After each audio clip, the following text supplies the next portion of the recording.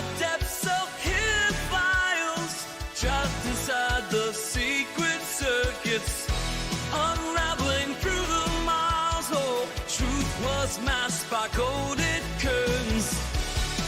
You didn't know, we're shattering the silence. Feel the power, revelations on the rise.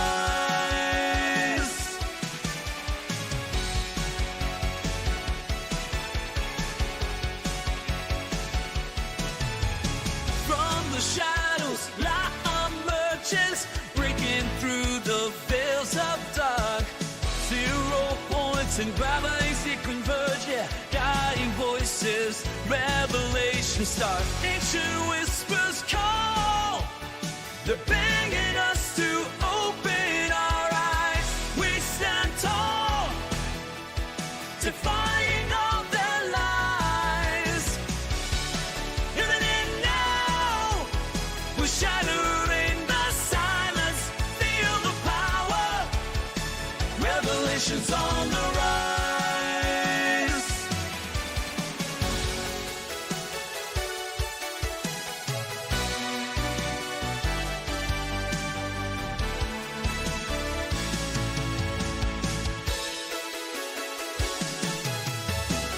Forbidden knowledge we dare to see, unveiling secrets, setting minds free. In this epic, we play our part with fearless hearts. You didn't know, we're shattering the silence. Feel the power, revelations on the rise.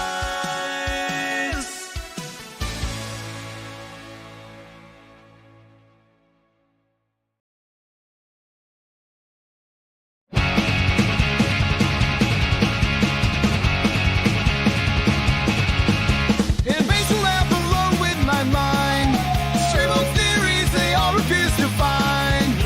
I've been working on energy for a brand new day, but even in the crowd I'm still a castaway.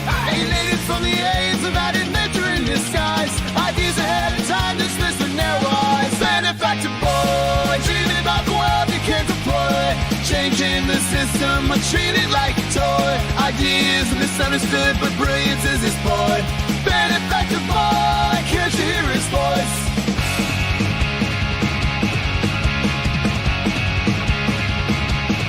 Talking about 0 point, the points lost on them. Kevin structures crumbling from the same old sim. They laugh like I'm crazy, but I see it all so clear. Exploiting paper under injustice burning ears, fighting for a change in this wasteland of noise. But they call me foolish, why teach and boys? Benefactor boy, dreaming about the world he can't deploy, changing the system, but treated like a toy. Ideas misunderstood, but brilliance is his boy. Benefactor boy, can't you hear his voice?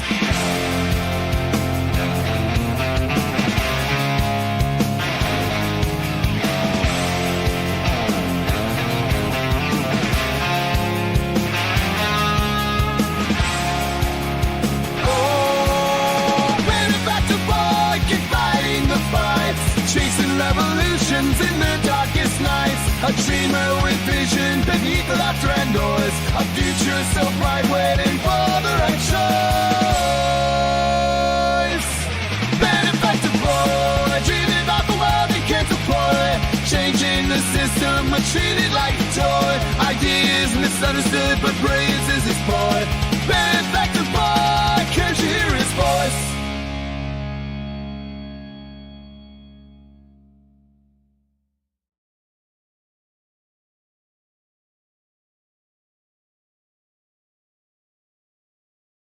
It's the depths and fall you want. You got the skills, you've got the drive, but your boss won't help you thrive. You work so hard, you give your best, but they're keeping all the rest.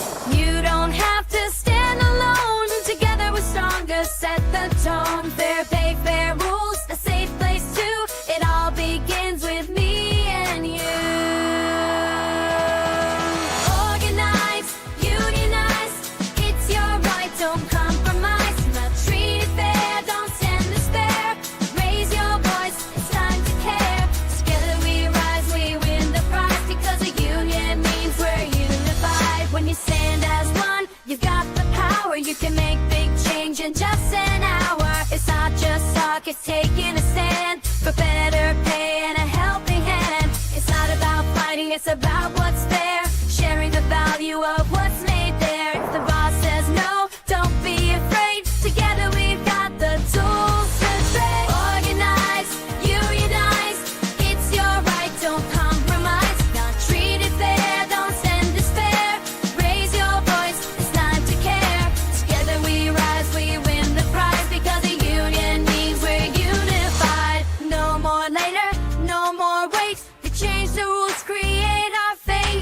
not just you, it's all of us. In solidarity, we build the trust. Organize, unionize, it's your right, don't compromise. You're not treated fair, don't send despair. Raise your voice, it's time to care. Together we rise, we win the prize, because a union means we're unified. As a union means we're unified. The unified, the unified. Your voice matters, your worth matters. Together we can make it better.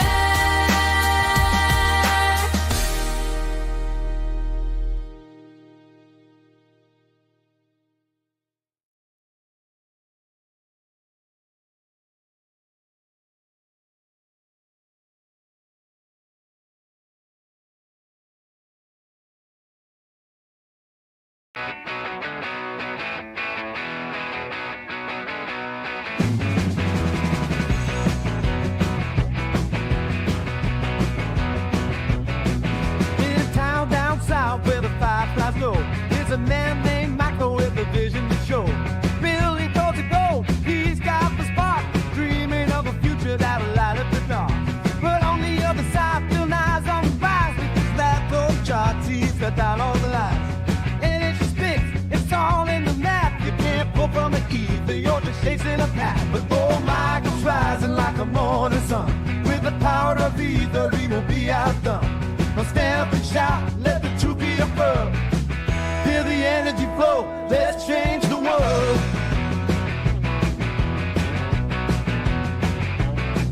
In the heart of a laugh, the tension was thick. Skeptics gathered round the table ready to pick.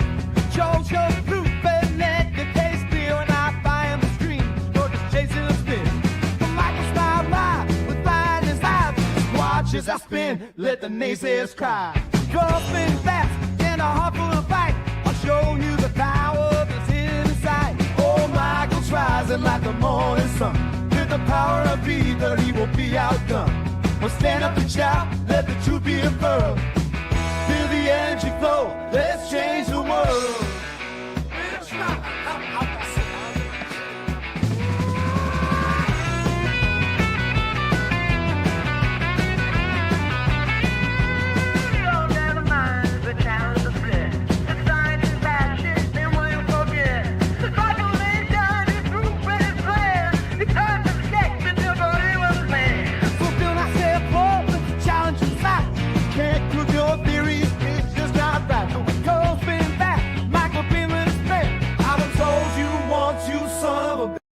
The best there's ever been.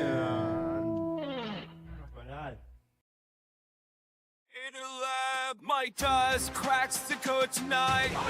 Oh yeah, that's true. Wires and circuits to shine in neon lights. Oh yeah, seen you creating power from the air. These smiles and delights. Oh yeah. Mike does it right. Mike does all Mike is the one, teaching us knowledge, lighting the sun, trumpeting his legacy alive is his. Mike does knows we're his biggest fans. Down in the basement, secrets start to glow.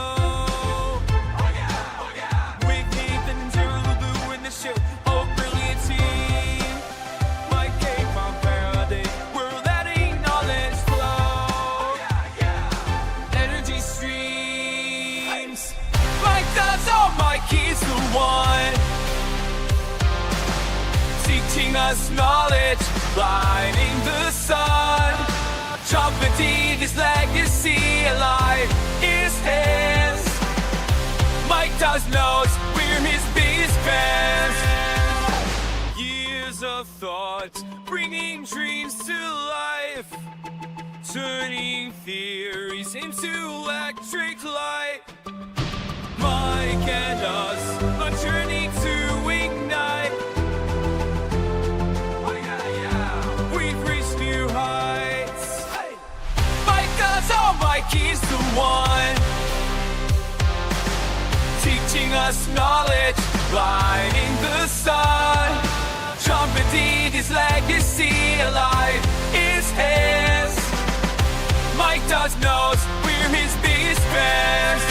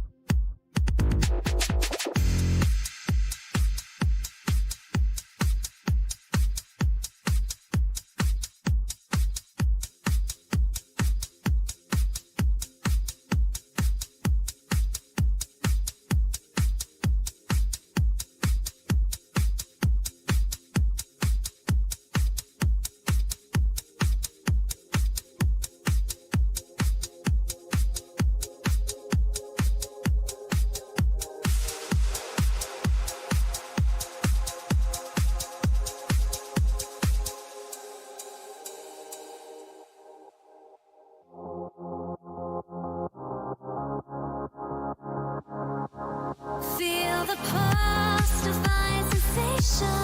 Everyone needs just a little foundation. Feel the pulse, divine sensation. Everyone needs just a little salvation.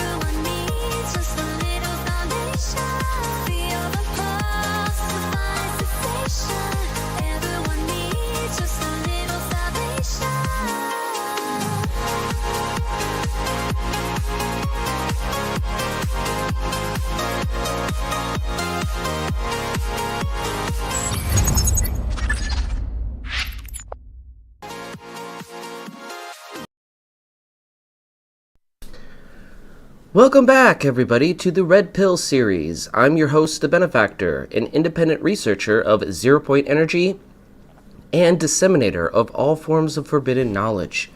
Thank you very much for joining me today.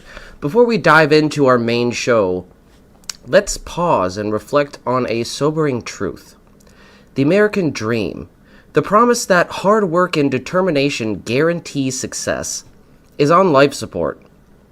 In fact, from a Marxist perspective, I'd argue that it's already dead. Well, it's not just that we're in late-stage capitalism here, ladies and gentlemen, where inequality in corporate power have reached grotesque levels. No, I'm saying we're in end-stage capitalism, the final act of the system crumbling under the weight of its own contradictions, the final total collapse that leads to an economic transition. History shows us that when economic systems collapse, societies undergo major transitions. Think of the massive uprising of the slaves against the masters, or the French Revolution, where the serfs rose up against their feudal lords.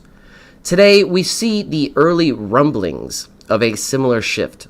This time, though, it's the employees standing up against the oppression of their employers.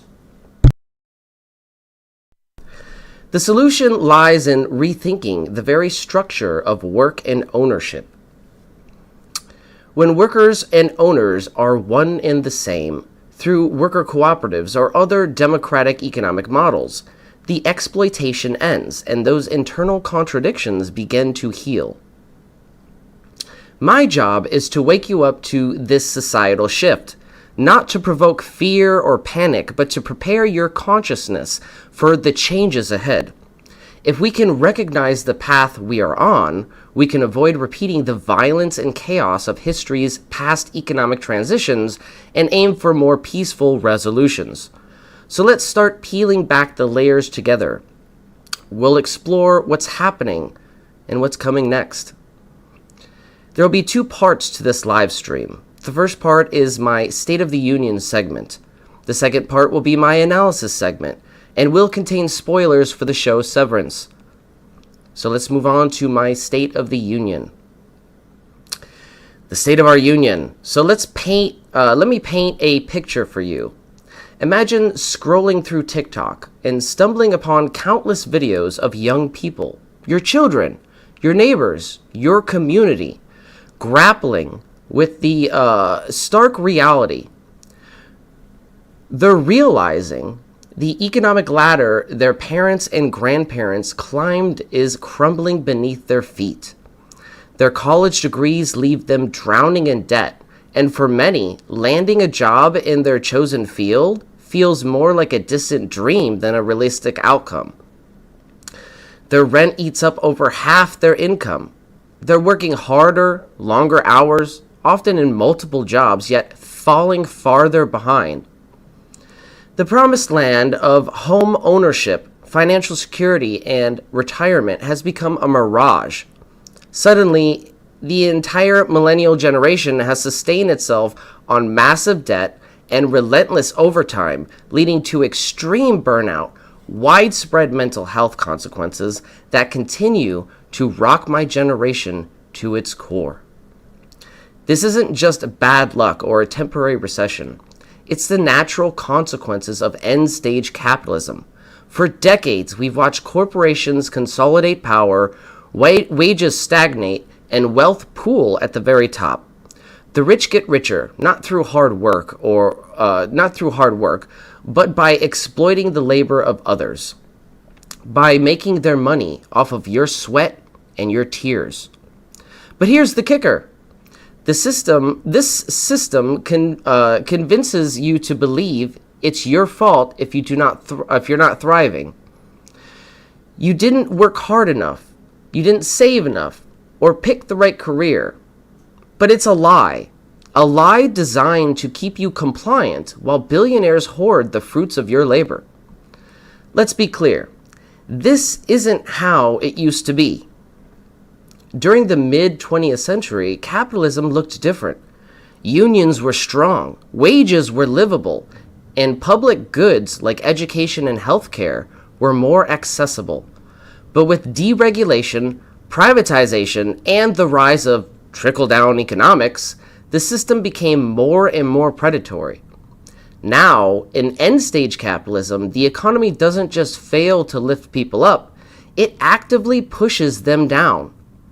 The key difference between late-stage capitalism and end-stage capitalism is that late stage reflects the growing inefficiencies, inequalities, and contradictions of the system, while end stage signals its imminent collapse and inability to sustain itself without drastic transformation. End-stage capitalism is marked by a critical breakdown in democracy. The government no longer functions as a representative body for the majority, but as a tool for the wealthy elite. Our political system has been officially bought and paid for, with corporate interests and billionaires dictating policies that benefit a few while the majority suffer. This marks a stark contrast to the Great Depression, when, despite the economic collapse caused by deregulated capitalism, the government still held onto the possibility of reform and served as a lifeline for the people through initiatives like the New Deal. Today, that hope feels absent as compounding crises, economic instability, environmental collapse, and societal discontent accelerate at an alarming rate. Historically, these systemic collapses unfold over decades or even centuries. The fact that we're witnessing such rapid unraveling is a glaring red flag to me, signaling that the contradictions of capitalism have reached their absolute breaking point. So where does this leave us? Well, it leaves us with a growing generation disillusioned by the system, desperate to understand why the promises of the past no longer apply to them, and actively searching for alternatives. And here's the silver lining. The cracks in the facade are too big to ignore. People are waking up, connecting the dots, and sharing their stories. Some are simply seeking clarity, while others are beginning to demand change. This collective shift is not just a reaction, it's an opportunity to reshape our future.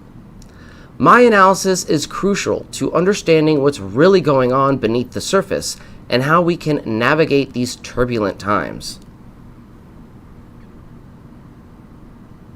Alright, so I got a couple of quick videos before my analysis segment. One is an expose on Jordan Peterson that I'd like to share with the Fringe Science team, specifically because I'd like to emphasize Jordan Peterson is an absolute genius. Yes, he is, in psychology. But when it comes to economics and politics, he's really kind of stupid. And we have a kind of expose from Richard Wolff that I'd like to show you.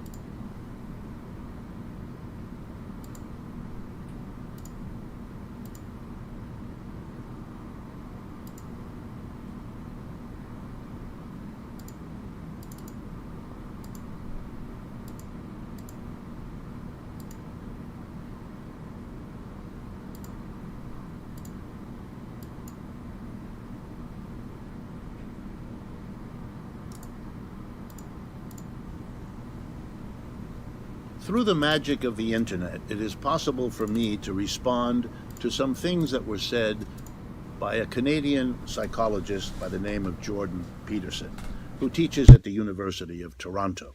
I'm not going to be talking about the psychology he teaches or that he preaches, because that's not my area of expertise, just as it's clear that Marxism is not his. However, he has made statements about Marxism, despite not knowing very much about it, as is evident from what he says. These have included daring Marxists to debate with him, just for the record, anytime, anywhere, as long as we can work out the details, no problem at this end. So what is it that's wrong with what Mr. Peterson has to say about Marxism? Well, it's partly that he's recycling old Cold War stuff. The Cold War was over in 1989. Most of us have moved on around the world. Mr. Peterson seems to be stuck. And he's stuck with one of the oldest kinds of arguments imaginable, telling us that we should not be interested in Marxism. In fact, it's kind of immoral, in his words, to be interested in Marxism, in view of what Stalin did in Soviet Russia. Well, okay, Stalin did terrible things in Soviet Russia. However, Marxism exists in every country on the face of the earth. It's been going on for 150 years, and a lot more than what happened in Russia under Stalin over a period of 15 or 20 years has to be taken into account if you're going to make an assessment of Marxism. To use the one example that is really horrible over there as the judgment on Marxism would be about the same sense as saying Christianity should be dismissed because of the Catholic Inquisition or the destruction of the Native American population by Christians, or the Holocaust against Jews, gays, and so forth by Christians in Germany, and on and on and on. 2 world wars by capitalist Christian countries fighting each other might all qualify for the kinds of argument Mr. Peterson makes. We don't make those kinds of arguments because they make no sense, and Mr. Peterson oughtn't to do that with Marxism. The only other thing to say is he seems to reduce Marxism, when he actually talks about it, to the problem of inequality, that some people are rich and others are poor, and he deals with that by the very sophisticated notion that poor people's anger at rich is their envy of the success. This is an insult to those folks who are critical of inequality, but apparently Mr. Peterson doesn't worry about that. So let's respond. Inequality is indeed a social problem, but it has nothing particularly to do with Marxism. People have been talking about the problem of inequality for thousands of years before there ever was a Karl Marx or a Marxism. The whole point of Marxism was to explain why inequality under capitalism didn't go away. And let's remind everybody, capitalism comes into the world in the French and American revolutions, talking about being better than feudalism, because under capitalism, you see, we are free, we are equal, we are democratic, and all the rest of it. Capitalism was to bring, in the words of the French Revolution, liberty, equality, and fraternity. Well, as you And I think that's important to remind people. That's when they were transitioning, when the world was transitioning out of feudalism into capitalism. They wanted something better. They were looking for something better. That was the promise of capitalism: equality, freedom, democracy. Regarding the American Revolution, so those things aren't really present in the current system. You know, and I know, and even Mr. Peterson must know, we have capitalism, we sure do, but we don't have freedom, equality, and fraternity, not even close. Mr. Peterson's own speech is an indication of that. So the Marxists have always said, why is that? Why do we not have the equality that capitalism promised? And the answer is in the analysis of capitalism, the way in which capitalism organizes society with employers and employees, the kind of parallel to lords and serfs and masters and slaves, such that the employees produce the wealth that the capitalists get into their hands, thereby becoming wealthier, while the mass of the working people are excluded from the very surplus their creativity puts on this earth. In other words, there's an explanation. If Mr. Peterson understood that, his critique of capitalism might address that explanation. Instead, he acts as though there is no explanation, that Marxism is about the envy of the poor against the rich, with this caricature, with this straw man, which he knocks down with gusto. He thinks he's actually done something. So, yeah, he makes a lot of good points. And also, there was a debate that was set up with Jordan Peterson supposed to debate Richard Wolff on the subject of Marxism. And they had it all set up at I think it was a college. At the last moment, Peterson had his people raise the speaking fee, way beyond what the people could pay for him to be there, knowing that they wouldn't be able to pay for him to be there with that price, as a sleazy way of getting out of the debate, because he knows that he doesn't really know the subject. He's just talking out of his ass because he is one of those sophisticated intellectuals who doesn't like to be wrong. And also, he's very wealthy, so he has a motivation to do so. So we are going to watch a couple more videos before we jump into the analysis. Something that was really disturbing the other day that I saw was this right here. What the F is this? And I just want to say thank you for making it happen. Thank you. What the F is going on?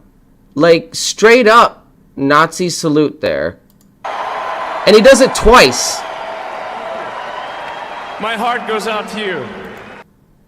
I mean, it makes sense, though, because Twitter is chock full of Nazis, neo-Nazis, and they love everything that he does. So, you know, narcissists like this got to, you know, get their confidence from somewhere, you know. He can't get his confidence from inventing things because he can't invent anything. His main successful idea was buying other people's ideas. So I thought that was very disturbing.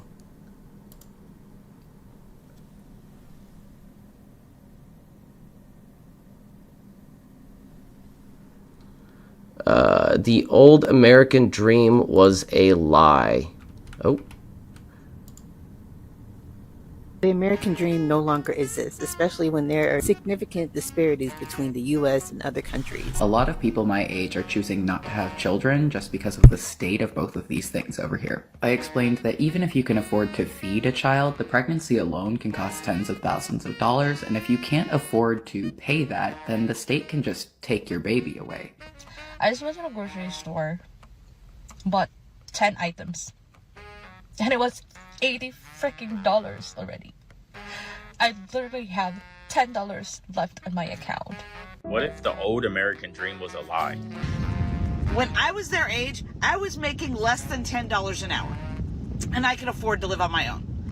Now you have to be making six-figure salary to get a decent, tiny little place to live. The American dream, once seen as the promise of opportunity and success, is now being questioned. Many feel it has become unattainable due to rising costs, stagnant wages, and economic inequality. While some believe the dream was always a myth, others argue it is evolving into new forms, such as minimalist lifestyles and alternative definitions of success. The debate continues, leaving us to ask, is the American dream still alive, or was it never real to begin with? Listen, if you still want to... My oldest is 28, my youngest is 25. And I thought by teaching them what I learned, which is you work hard, you get a good job, you're going to get the things in life that you need, right? Worked for me, why wouldn't it work for them? Because it doesn't. Because the world has fucking changed, all right? And now I feel like I see them struggling. And before my generation comes at me, yes, I understand struggling is a part of life. We all struggled. But there's a difference between struggling and drowning. That's right. That's right. We struggled and it was tough. But you know what? We made it. We knew there was a light at the end of the tunnel with our struggle. It seems like kids today, no matter how much they struggle, they just get further and further down the water into the drowning point. All right. When I was their age, I was making less than $10 an hour, and I could afford to live on my own. Now you have to be making six-figure salary to get a decent, tiny little place to live. So what the fuck is going on, and how do we help them as parents? I told my son, all you have to do is work hard, go to college, or join the military like I did. He went to college, got his degree, got a full-time job. He moved back in with me right when he graduated from college because he said, hey, Mom, as soon as I get a job, which was within 2 weeks of him getting out of college, maybe take me 2 months and I'll save up enough money for me to move out. Okay, cool. It's been 10 months. He has saved almost every dime and still can't afford to live. Why are one-bedroom studio apartments almost $2,000 a month? Why? Like, I just don't get it. So I don't even think that there's even classes anymore. There used to be,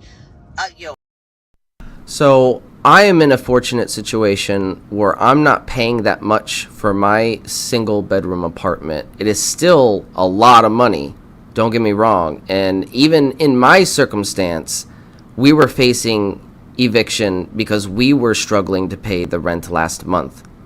So upper class, middle class, lower class, it's literally turning into the ultra wealthy and then everybody else is just poor. Like, that's what it's happening. yeah, and that's still class. That's still class struggles. You know, you have the capitalist class versus the working class. And then I told him, hey, when you turn... And this is about what my job here is to wake people up of class consciousness. That's what this is, being aware of these class struggles. 25, at least your car insurance will go down. Hell no, he turned 25 and his car insurance went up $150. I tell him, you know, if you need health insurance, get a good job. He has health insurance. He has had a medical emergency this week. Had to go to an emergency room twice. He had to go to the emergency room because he couldn't get anybody to see him with the health insurance that he had. Right? So he had to go to an emergency room. Now he's out money for that too. It seems like you can never get ahead. And then my daughter, I told her all you have to do because she wanted to buy her own house. My daughter worked 6 days a week, 12 hours a day to save up enough for this down payment. Finally got this house. She's paid double what I'm paying for my mortgage, but her loan was the same amount. And then her mortgage company, after she's already moved in, said, oh, by the way, we forgot to tell you that you need this type of coverage, which we forgot in the beginning. That's an extra $200 you've been paying a month. It's a scam. And all they see when they come home is they watch rigged. social media, kids their age on lavish vacations with all this money and nothing to do, all these social media influencers, because we value those types of things over hard workers. We will pay them $10,000, but you work 40 hours a week, you can't afford it. Just had a really long conversation with someone that lives in rural China, and oh my god, they had a lot of questions about the way things work for poor people in the United States, and so the conversation started asking about land and whether or not we were allotted a specific amount of land for farming when we're born. I had to explain that no, you either had to be independently wealthy to acquire land for farming, or if you were lucky, your parents were wealthy and you would inherit their land when they died. Apparently over there they just lend you land for you to grow food. Then the conversation turned over to healthcare and education, and I explained that a lot of people my age are choosing not to have children just because of the state of both of these things over here. I explained that even if you can afford to feed a child, the pregnancy alone can cost tens of thousands of dollars, and if you can't afford to pay that, then the state can just take your baby away. She asked me where the babies went when they get taken away, and I had to explain the privatized adoption industry to her. No, this isn't me coming on here saying Chinese government good, Chinese government unproblematic. That's not what I'm saying. But horrified does not even begin to cover the feeling that was expressed to me from her. Y'all, the corn over here is 5 times more expensive than over there. We grew the corn. I live less than 30 miles from the fields where 1/3 of America's vegetables and 3/4 of America's fruits are produced, and I cannot afford to eat them. Y'all. The American dream no longer exists, especially when there are significant disparities between the U.S. and other countries. That's absolutely right. This is a great channel. Subscribe to Wakera. I don't know how to pronounce that, but it's Wakera. Very good channel. They do montage clips of all these TikTok videos of people, you know, exposing the realities of American life. And now that people are more and more, Americans are more and more going to Red Note, they're sharing their stories with Chinese citizens and Chinese working class individuals and comparing notes. And the cat's out of the bag now. It's no longer a secret that the standard of living for Americans is declining, while the rest of the modern world is not declining as fast. So it's very hard to see some of these videos. But it is important to emphasize that, you know, over in China, they don't have a lot of these problems, despite a lot of their authoritarian government problems and things that I don't agree with that their government does specifically. They do things a lot better, and we can learn from those things. So, in a lot of other countries as well. With that, we actually, I had a couple more videos, but I'm just going to go into the analysis. So the real question is, will we let the system bury us, or will we find the courage to imagine something better? As we dive into today's program, we'll break down how this entire system has been carefully constructed, and why your frustration with it might be just the spark we need to create something new. All it takes is asking one simple question. Who really owns you? Stay tuned. After a short intermission, we will break down my analysis of the show Severance, so spoilers ahead if you haven't seen the show.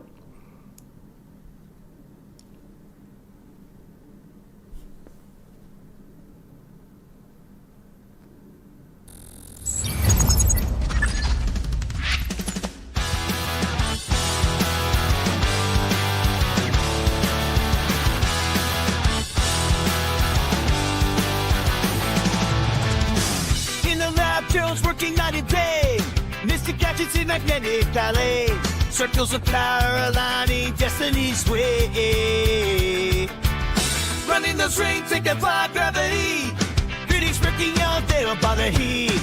In his domain, Gerald sets the world free. Lord of the rings, pretty strong. Proving the currents if they wrong. Electromagnetic symphony. Gerald and craft destiny.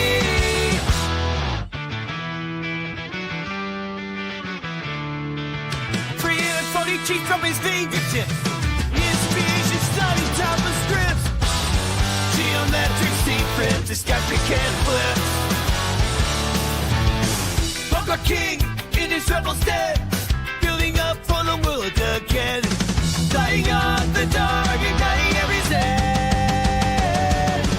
Lord of the rings, really strong. Proving the currents can't be wrong. Electromagnetic symphony. Gerald and craft destiny.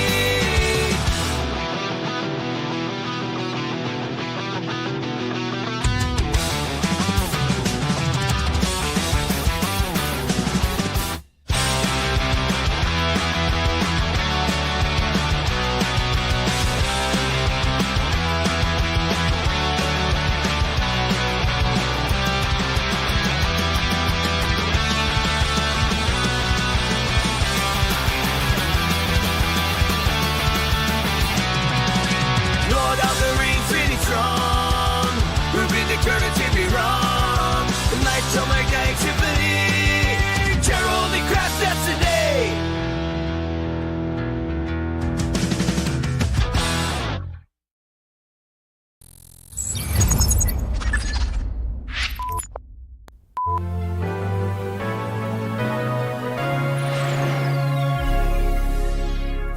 Hello. My name is Mr. Milchick. I manage the severed floor of Lumen Industries Branch 501. With me is our fellow in training, Miss Wong. Greet the viewer, Miss Wong. Welcome to The Matrix, a corporate coup of consciousness. Severance. This show is about Mark S., a guy who's chosen to split his life in two. Wait!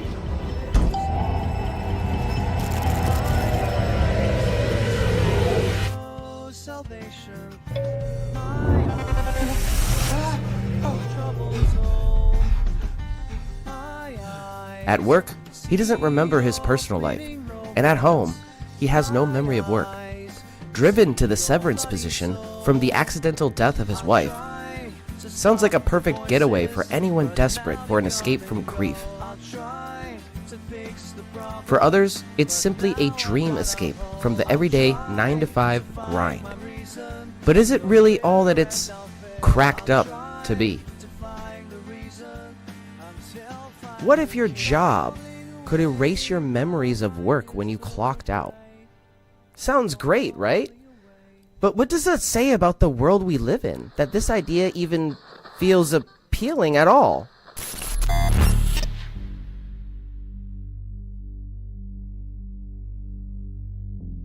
The capitalist system is everywhere. It is all around us, even now in this very room.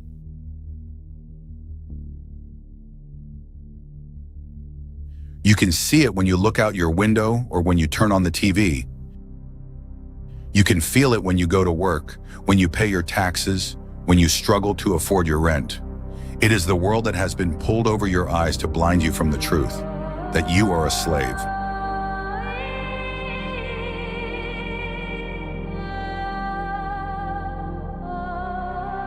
You're just a product, a worker meant to build wealth for someone else. But what they don't understand, what they can never understand, is this. While they've sat idle, hoarding the wealth of your labor, you have been preparing. Where is it?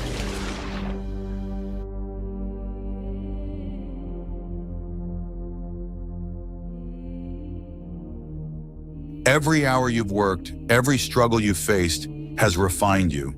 Your struggle is your training, and you've been training your entire life.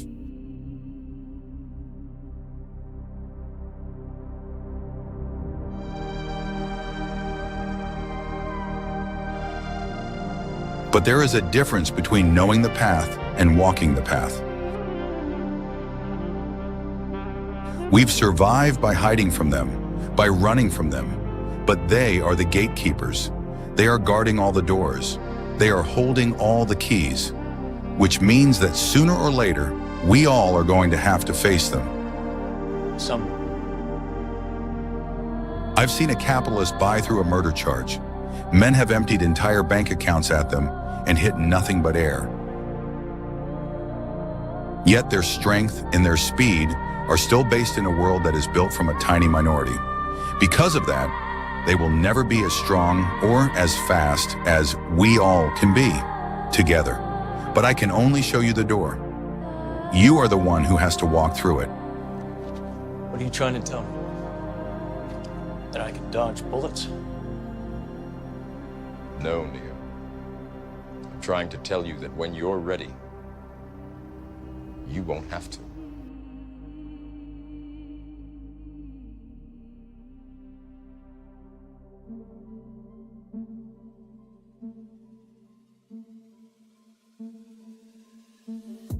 Welcome to the real world.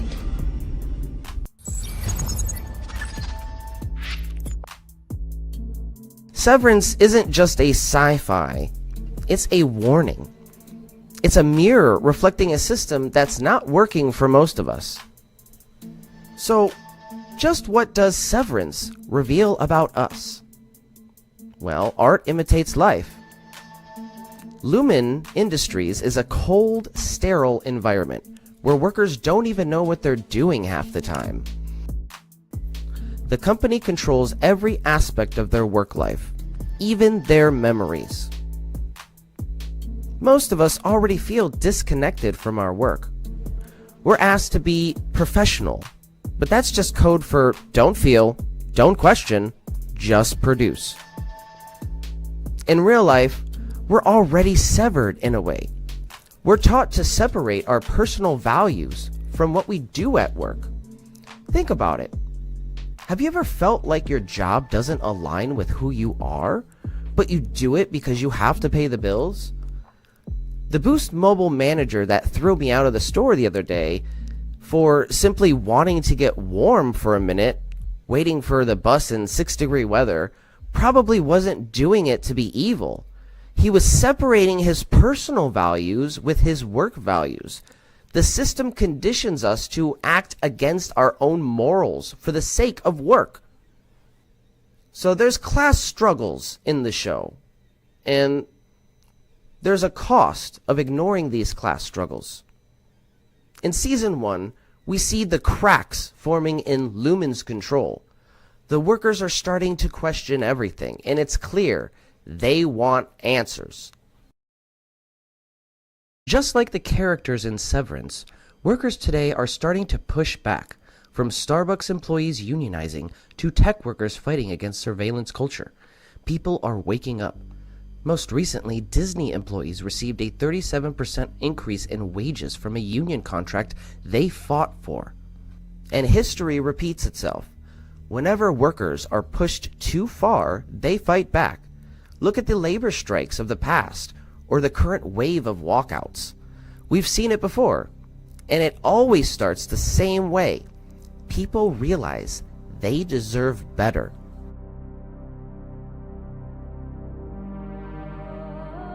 Spoiler alert, this is going into Season 2. So if you haven't seen Season 2 of Severance yet, please stop this video and come back to it at a later point.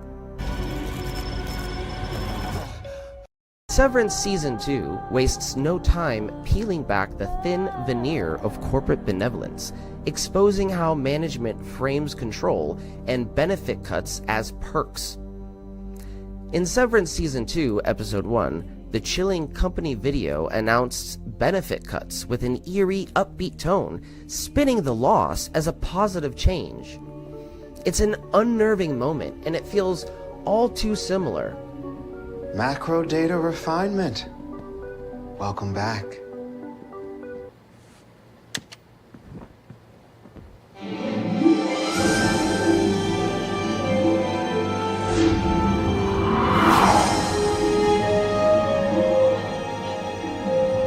But what makes a building truly happy? This question came to light when 4 NDR workers, dissatisfied with their severed lives, conspired to mount what Lumen historians will forever call the Macrodat Uprising. Under my literal nose unfolded a human drama of danger and intrigue.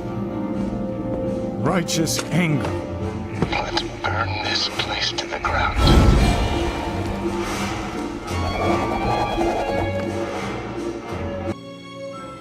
The Macrodat Uprising yielded bounteous reforms. These include tasty new snacks like fruit leather, cut beans, Christmas mints, and salsa.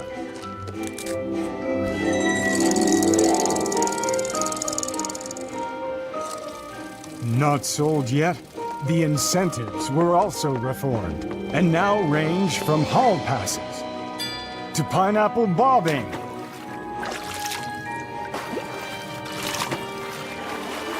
To our brand new, playful mirror room. What the What the hell was that? Massive ass head game is what that was. Imagine your boss cutting your benefits and selling it to you as a gift. Sounds dystopian, right? In Season 2 of Severance, that's exactly what happened. But what if this isn't just fiction?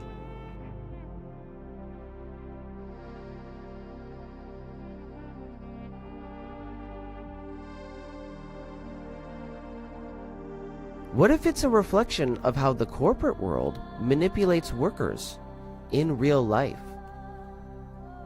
The anti-union propaganda paintings are chilling. They scream a clear message. Unionize and you'll pay for it. So what's the eerie part? This reflects real-world tactics used by corporations to demonize collective work power while wrapping their threats in faux camaraderie.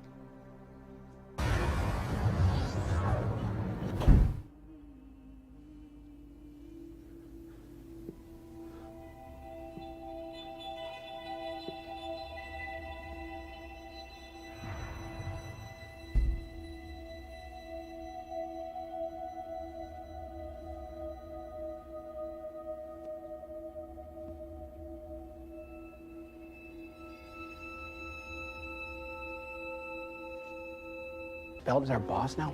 Really? He tackled you? Yeah, bad. Which, I mean, fair, I tackled the man first, but I didn't with his belt. Kier pardons his betrayers? In this section, you will learn about the warning signs most commonly associated with early union organizing, as well as other warning signs that could indicate associate disengagement, vulnerability to organizing, or early organizing activity. While employees have the right to organize, we have a right and responsibility to share our position that a direct working relationship is better for the customer, the company, and the associate. In order to be able to do that effectively, it is critical that we recognize the early warning signs of potential organizing and escalate concerns promptly. If you see warning signs of potential organizing, notify your building HRM and GM site leader immediately. The most obvious signs would include use of words associated with unions or union-led movements like living wage or steward, petitions or other concerted activity such as an associate purporting to speak on behalf of his or her coworkers when raising concerns, union graffiti, union t-shirts, hats, jackets, or other clothing, union flyers, and union visitors in or near the parking lot. Some signs are less obvious than finding the actual union flyer, but they can still indicate associate disengagement, which is itself a warning sign for potential organizing. These are signs that must be monitored very closely and should still be escalated. Examples include associates who normally aren't connected to each other suddenly hanging out together. It's hard to make ends meet. I don't know, you guys don't pay a living wage. This is a possible warning sign because living wage is a concept unions push for, that every job should pay enough to support a family of 4. Wow. They're really stretching logic here to twist the concept of a living wage into something it's not. It's called a straw man fallacy. A living wage is supposed to be what a single individual needs to cover basic necessities like housing, food, healthcare, and transportation. The essentials, not a full family budget. They're trying to confuse workers by shifting the focus and obfuscating the language. Classic corporate doublespeak. The fact that corporations can openly put out anti-union propaganda like this, spin concepts like a living wage into something sinister, and still operate with little to no consequences, really does highlight the erosion of labor protections in the US over the years. Think about it for a moment. We are currently in a situation where union busting is essentially legal as long as companies follow technicalities.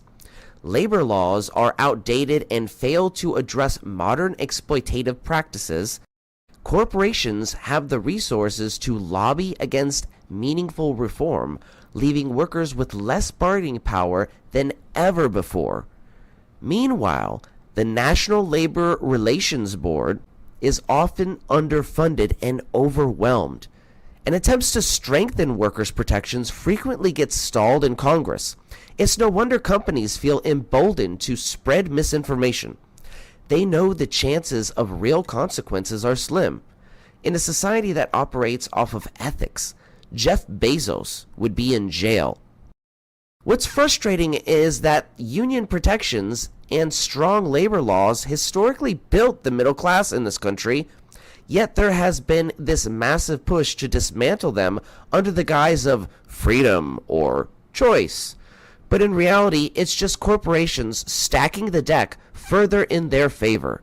It's absolutely insane how normalized it's become.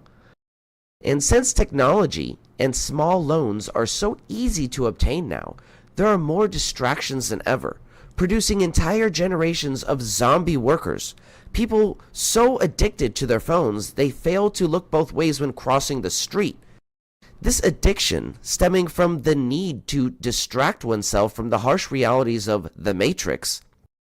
The Matrix of we are all slaves to sell our labor power to survive.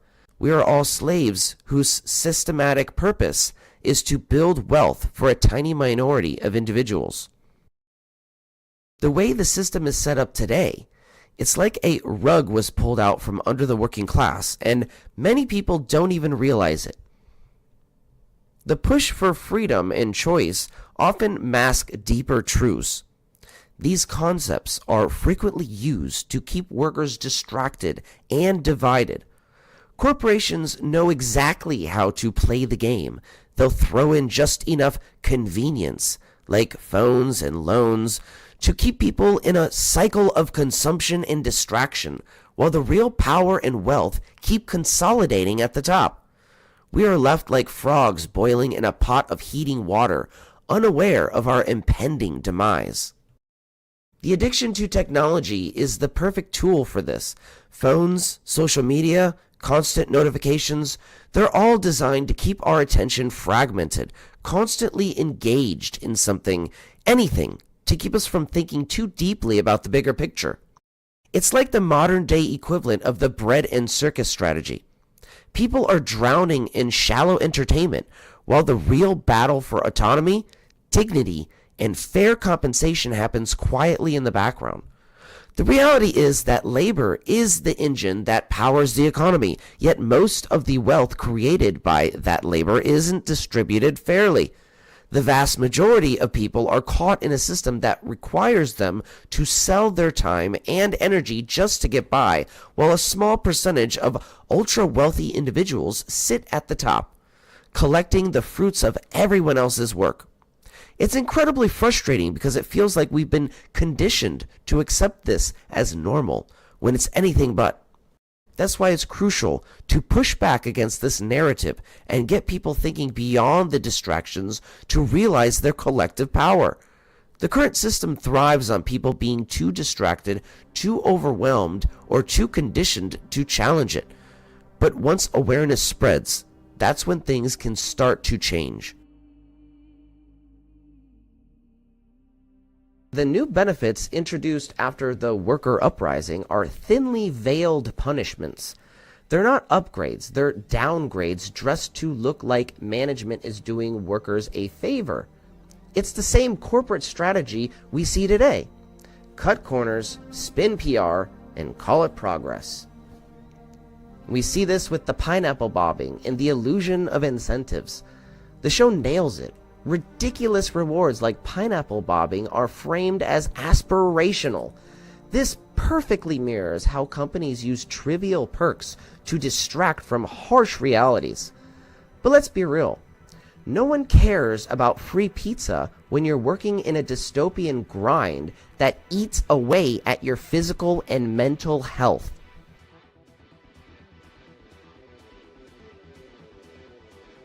Season 2's Hall Pass system hits close to home. It's a dystopian take on micromanagement that echoes my own personal experience at Goobagoo. At Goobagoo, every second of our workday was monitored and controlled. Bathroom breaks weren't a right. They were a privilege, granted only if you didn't disrupt the relentless flow of productivity for Mr. Brad title. Workers with medical needs were denied accommodations, leaving them in pain or worse. It's easy to blame the supervisors, the middle managers, or even the direct policies. But as Severance teaches us, the true culprit are those at the top, the ones who never feel pain of the system they've built. The owner of Goobagoo, Brad Title, was analogous to the corporate overlords in Severance. He wasn't plagued by carpal tunnel syndrome or nerve damage in your wrists from endless typing. He profited off the workers who were breaking their bodies to keep the machine running so he could have more money in his pocket.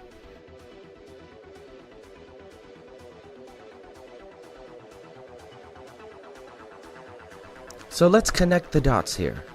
Severance feels like a dystopia because it's hitting too close to home. We see pieces of our own lives in Lumen's world. The long hours, the lack of purpose, the feeling of being controlled. The system isn't working for us. Capitalism thrives on our disconnection from our work, from each other, from ourselves. And the scary part, the more we ignore it, the worse it gets. The good news is, just like in Severance, change starts when we ask questions. When we stop accepting the status quo and start imagining something better. Think about Dylan in the season finale. When he sees through the veils of coffee cozies and finally tells Mr. Milchek, "F*** you, I want to remember my kid being born." That's the moment of awakening we all need. It's a stark reminder that we have the power to break free from the systems that control us, even if it means confronting uncomfortable truths. Our job is to taste free air. Your so-called boss may own the clock that taunts you from the wall, but my friends, the hour is yours.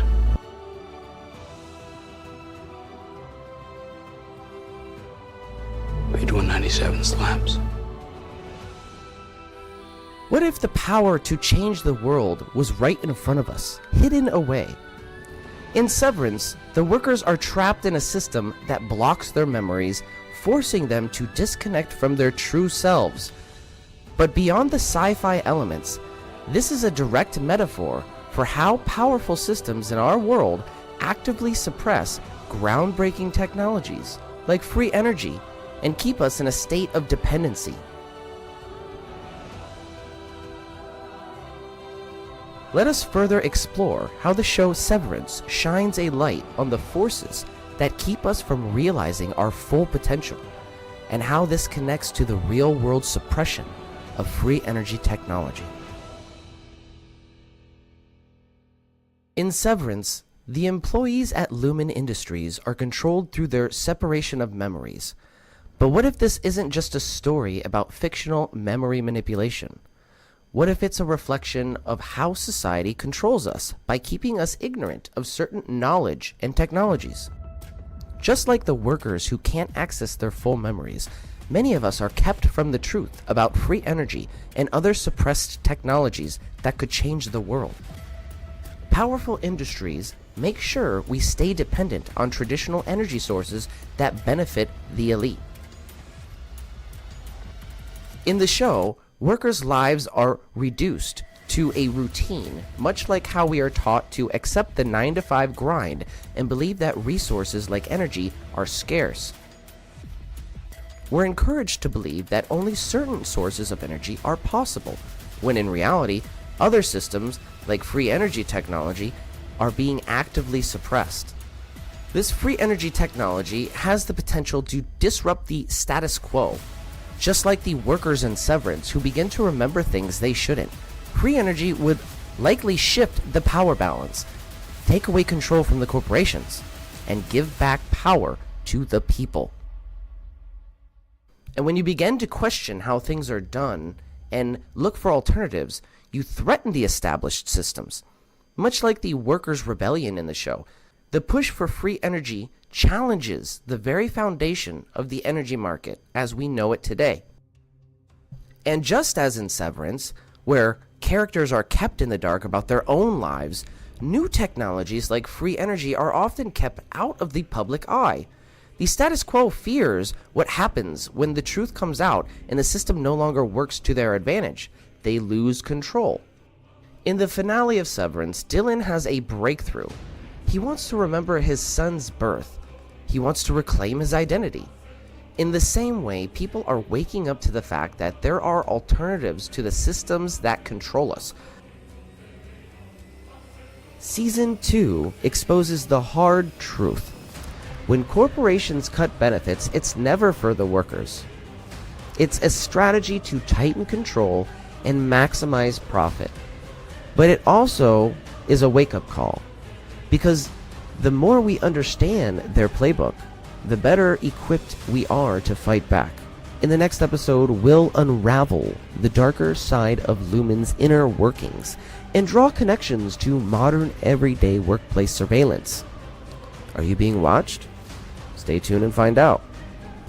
Remember, managers, growth takes time, but happy workers bloom more quickly. To quote Lumen's founder, "The mouth which is busy smiling cannot bite." Stay tuned to learn how to break free from these invisible chains.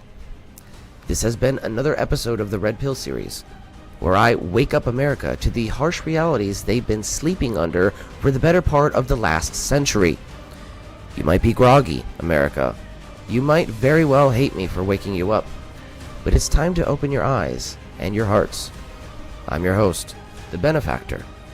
Good night and good luck.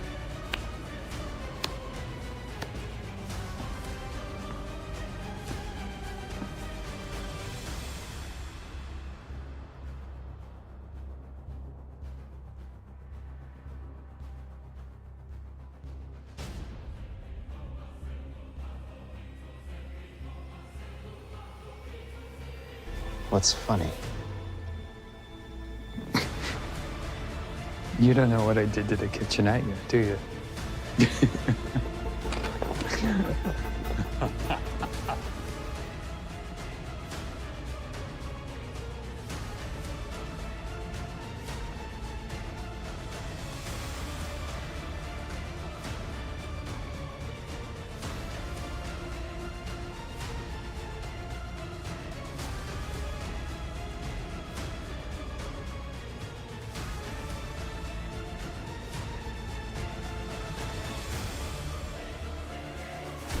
work is bullshit. The work is mysterious and important.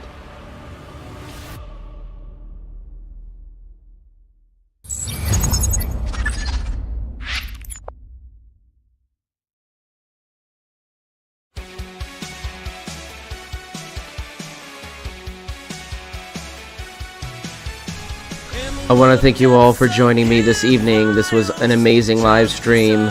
We will be back with the Builders Workshop at 6 p.m. I might be a little late to the show, so I apologize for that, but we will be live for that.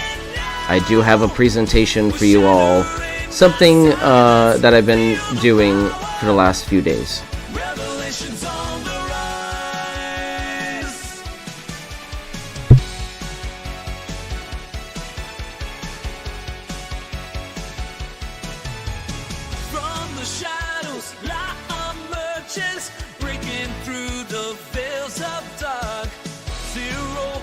And gravity converge, yeah, dying voices, revelation start, ancient whispers call, they're begging us to open our eyes, we stand tall, defying all their lies, even in now, we're shattering. I'm not sure which capacitors Nathan recommends for the ZBS driver, but we will be back on tonight for the Builders Workshop, so I can ask him then.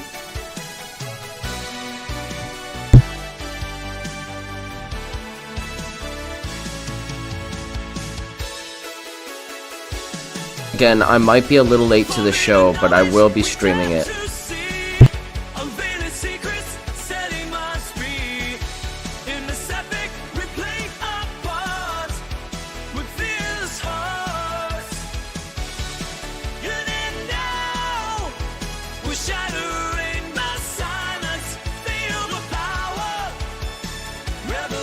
On the rise.